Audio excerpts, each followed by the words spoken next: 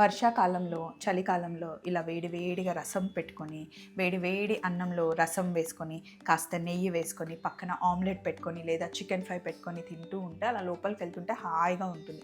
కాకపోతే ఈ వెదర్‌కి ఎక్కువ కుక్ చేయాలని అనిపించదండి. సింపుల్‌గా అయ్యే ప్రాసెసే కావాలి అనిపిస్తుంది. సో, సింపుల్ ప్రాసెసే ఇచ్చేస్తున్నాను. వీడియోలోకి వెళ్దామా? చలో మరి. ఇప్పుడు వెదర్ చాలా చల్లగా ఉంది కదండి, అందుకే మంచి రసం సింపుల్ ప్రాసెస్లో ఆల్రెడీ మన ఛానల్లో టమాటా రసం 2-3 రకాలుగా చేశాము. ఈరోజు చేసేది కొంచెం డిఫరెంట్గా ఈజీ ప్రాసెస్లో ఉంటుందన్నమాట. ఫస్ట్ చేయాల్సింది ఏంటి అంటే, నేను కందిపప్పుని ముందే మెత్తగా ఉడికించి పెట్టేసుకున్నాను చూడండి. కొంచెమే నీళ్లు వేసేసి మెత్తగా ఉడికిన తర్వాత మంచిగా దాన్ని ఏమంటారు, పప్పు గుత్తి దాంతో బాగా మెదిపితే ఇలా చక్కగా మెదిగిపోయింది.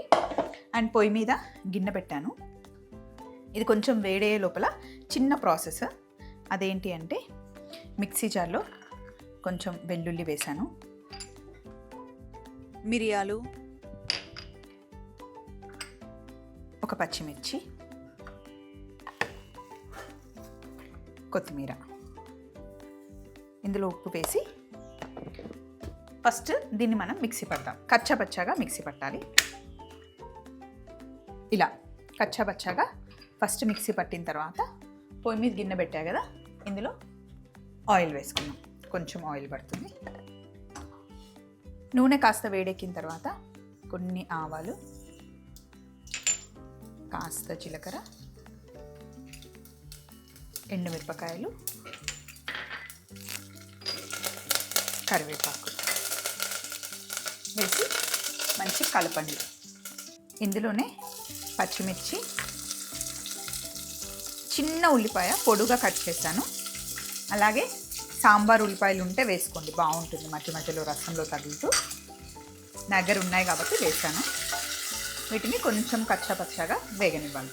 ఉల్లిపాయలు వేగే లోపల ఇక్కడ చూడండి, మనం మిక్సీ పట్టుకున్నాం కదా, వీటిని తీసి నేను బౌల్లో వేసేసుకొని ఇదే మిక్సీ జార్లో ఒక 3 మీడియం సైజ్ టమాటాలని కట్ చేసుకున్నాను. దీన్ని ఒక్కసారి మిక్సీ పట్టేద్దాం. ఇలా మిక్సీ పట్టేసి రెండింటిని పక్కన పెట్టుకుందాం. ఉల్లిపాయలు కొంచెం వేగాలి.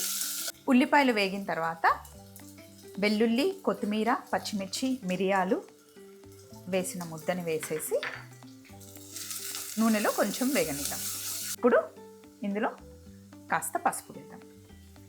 వెల్లుల్లి, పచ్చిమిర్చి ఆ పచ్చివాసన పోయేంత వరకు వేగనిద్దాం. ఇవి కాస్త వేగిన తర్వాత ఇప్పుడు మిక్సీ పట్టుకున్న టమాటా గుజ్జు వేసేయండి. కొద్దిగా వాటర్ వేద్దాం.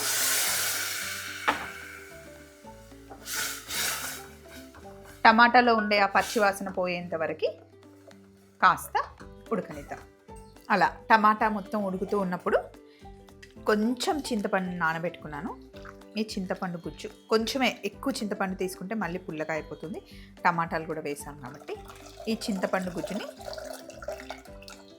పప్పు దాంట్లో వేసేసుకోండి.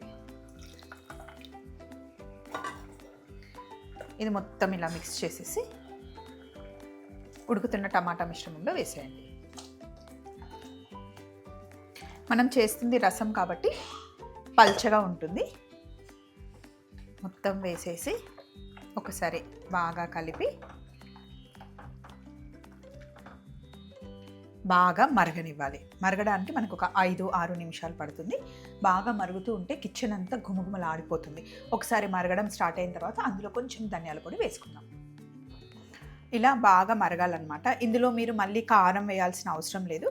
కాకపోతే ఉప్పు మనం మిక్సీ పట్టేటప్పుడు కొంచెం వేసాం కదా, అది చూసుకొని వేసుకోండి. చివర్లో కొంచెం ధనియాల పొడి కావాలి అంటే కొంచెం మీరు కొత్తిమీర మళ్ళీ పైనుండి యాడ్ చేసుకోవచ్చు. ఆల్రెడీ మనం కొత్తిమీర వేసేసాము, ఆ ఫ్లేవర్ అంతా లోపల ఉంటుంది. అసలు చాలా బాగుంటుందండి. ఈ స్టైల్లో ట్రై చేయండి, ఈజీగా అయిపోతుంది. ఎప్పుడైనా మనం ఇంట్లో ముద్దపప్పు ఉడికించుకుంటాం కదా, అంటే ముద్దపప్పు సపరేట్గా చేసుకున్నప్పుడు కొంచెం ముద్దపప్పు మిగిలిందనుకోండి, దాన్ని మీరు ఇలా రసం చేసుకుంటే కనుక సూపర్గా ఉంటుంది. సాటర్డే మేము పప్పుచారు చేసుకుంటాం, ముద్దపప్పు కూడా సపరేట్గా చేస్తాము. పప్పుచారు అయిపోతుంది కానీ ముద్దపప్పు అలాగే ఉంటుంది. నెక్స్ట్ డే మనం రసం చేసుకోవచ్చు. ఈ రసంతో మీరు ఆమ్లెట్ వేసుకొని తిన్నా బాగుంటుంది, చికెన్ కాంబినేషన్ బాగుంటుంది, వడియాలతో బాగుంటుంది. ఏమీ లేకపోయినా జస్ట్ ఒక బౌల్లో చక్కగా రసం తాగుతూ ఉంటే గొంతుకి హాయిగా అయితే ఉంటుందండి. సో మళ్ళీ ఇలాంటి సింపుల్ రెసిపీస్తో కలుసుకున్నాం. రసం మటుకి తప్పకుండా ట్రై చేయాలి. బాయ్.